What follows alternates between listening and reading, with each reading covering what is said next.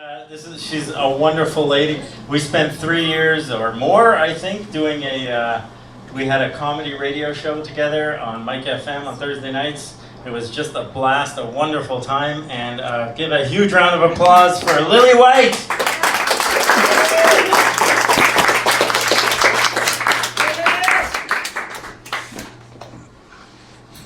Thank you, everybody, and good evening. When I was growing up, my mother used to warn me about the awful things that would happen to me in the future. Like she said, someday you are going to fall in love with some big jerk, and then you will get married, and then you will get depressed. And she was right. I did fall in love. I did get married 3 times with 3 jerks. So of course I'm depressed. What else could I be? And one time I got so depressed, I sent myself flowers. I did. And the florist included a nice little card that said, "Cheer up, be happy, and have a super nice day, loser." Didn't actually say loser, but that's what I felt like. Boy, yeah, so now when I get depressed, I don't call a florist, I don't send myself flowers, I call Domino's. I send myself pizza. Yeah, that cheers me up, especially if I have it with a few beers. You guys don't have any beers. Okay.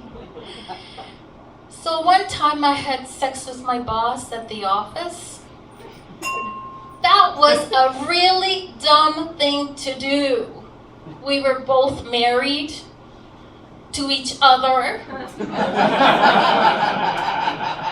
So what's the point? Right? Well, he was the type of boss who was really good at motivating people. In fact, he motivated me to start drinking. We celebrated every occasion with booze. I mean, like our anniversary, my birthday, Elvis's birthday. Don't get me wrong, I like going out just as much as anybody, but not to Hooters. Hooters, burgers and boobs every time. Not really my thing. Anyway, obviously, this guy was addicted to sex and booze. Like, one day I found this blow-up doll in the back of his closet, all worn out, holding a Mickey. It's kind of like,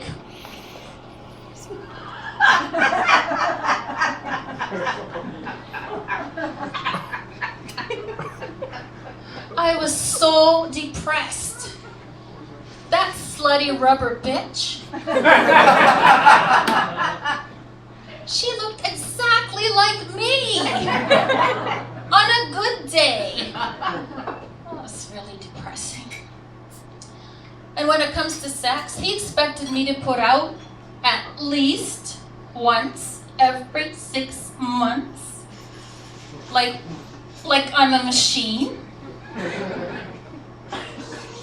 I always fake orgasms, but I'm not very good at it, especially with a partner. He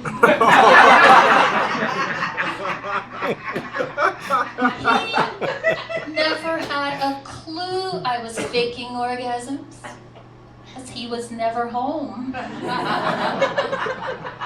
Always at the office. I presume that's what he told me anyway. So yeah, I've gone out with a lot of guys, done a lot of dating over the years, and it's really hard on my nerves, especially first dates. First dates are always the worst because of the sex. It's so unpredictable. Like, it kind of reminds me of a snowstorm. You know, like the kind of snowstorms we have here in Montreal. You never know when they're coming, how many inches you'll get, how long they're gonna last. And sometimes the forecast calls for an all-nighter, then it all blows over in just a few minutes. So you never know, it's frustrating. Now, I used to read self-help books, and I'll tell you the most important thing I learned about reading self-help books, and that is that they don't help at all. As a matter of fact, I have brought an example here. This is a book that I got right after I married my current almost ex-husband. It's called How to Live with an Idiot. And this was a wedding gift from my mother.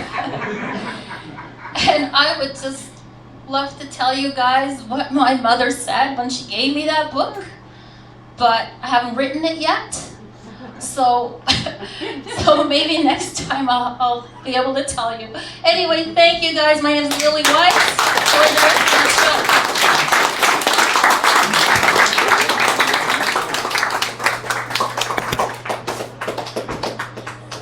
Lili White.